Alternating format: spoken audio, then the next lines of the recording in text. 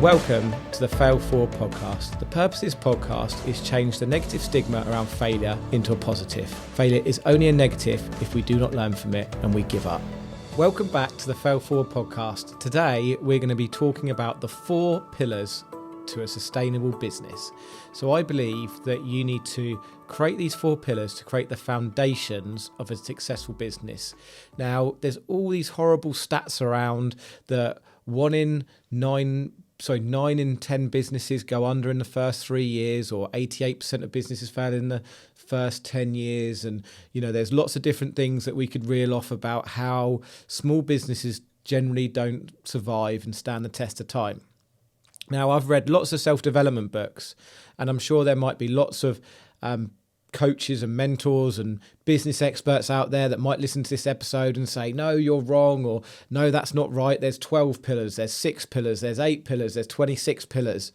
But I actually believe that sometimes that can overcomplicate things, because when you're either A, starting out, or you're in the trenches, or business is really tough, that if you go in and say there's 26 pillars to a business that you need to do, that can be really overwhelming. And my point of the 4 pillars are that they're not the be and all end of business. But if we can get these as the foundations, the building blocks to then build on the rest of the business. And there's other things in business like mindset, goals, and other things that we need to master. But these are the more of the technical 4 pillars that I believe that if you put that into your business, then you're going to have a huge chance of standing the test of time and creating a sustainable business. And they're all real, touchable, simple things that you can do to put into your businesses. Now, the 4 businesses I have, I am implementing these 4 pillars.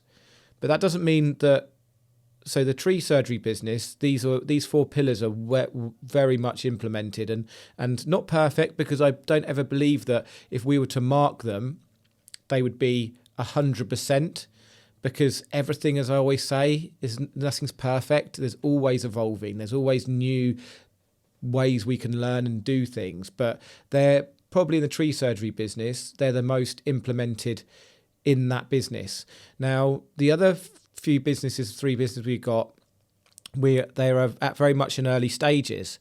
So as they're in early stages, we just do a small amount on each one, and keep compounding and moving forward, because you're not going to get the 4 pillars in place absolutely mastered from day one. Because if you remember from a previous episode, if we were to try and get the 4 pillars in place from day one, then we're going to procrastinate, and we're not going to get to a point where we're actually failing forward and we're starting now and getting perfect later, that we're developing ourselves and we're actually going out and getting the work done. So there has to be the right balance of putting the pillars in, and then what I say, GSD, get shit done, is you've got to have that mixture of get shit done and put the 4 pillars in place.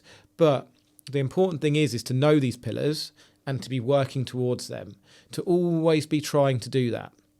So I'll run through them quickly, and then I'll do a little piece on each one. So pillar number 1, this is in order of what I think is important within the business. Number 1 is numbers, knowing your numbers. Number 2 is sales and marketing, getting your name and brand out there. Number 3 is culture. And culture is important because it's part of the team, it's the values, it's the vision of the business. And number 4 is systemization. And that's what glues the whole 4 pillars together, is the systemization.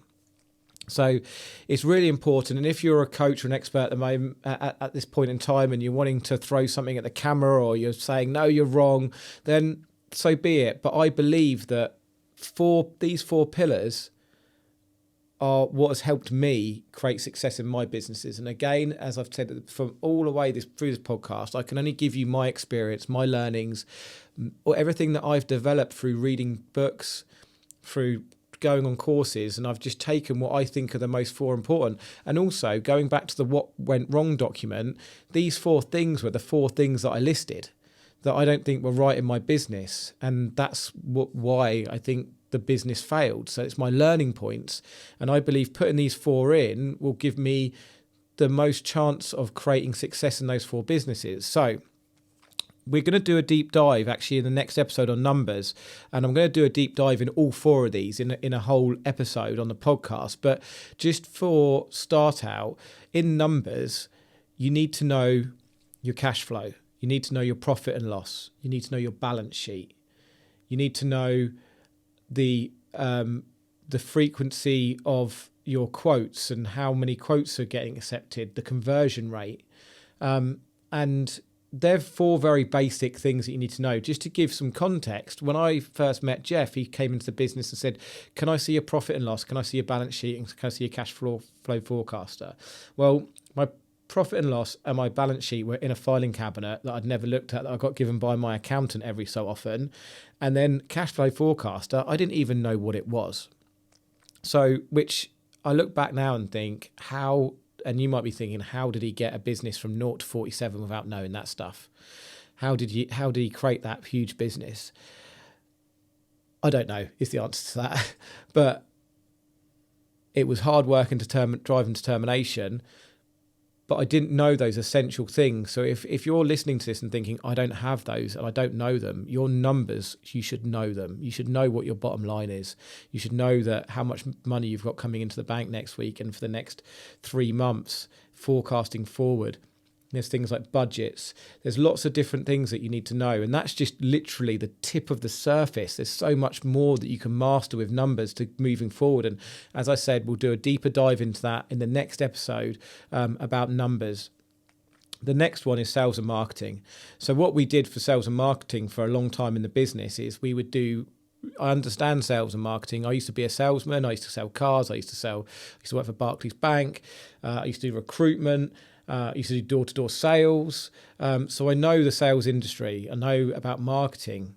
And what we did as a tree surgery business is we did 6 months of marketing and sales, and then suddenly we'd get busy. And Murphy, who's a very dear friend of mine, but also was my business development manager, he would do that for me for 6 months. We'd get busy, and then I'd need him to help me deliver that work. And he would then suddenly go more from sales and marketing into managerial operational side of things.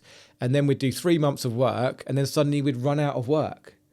And because we were never keeping the sales and marketing pipeline going. And again, I'll do a deeper dive into this in another episode, but sales and marketing is everything. Actually, you're doing a disservice. If you believe in your service and your product, whatever it is that you are delivering, and you're not selling and marketing it, then you're doing a disservice to the people that you're going to add value and you're going to help in their lives. So every business has to have it.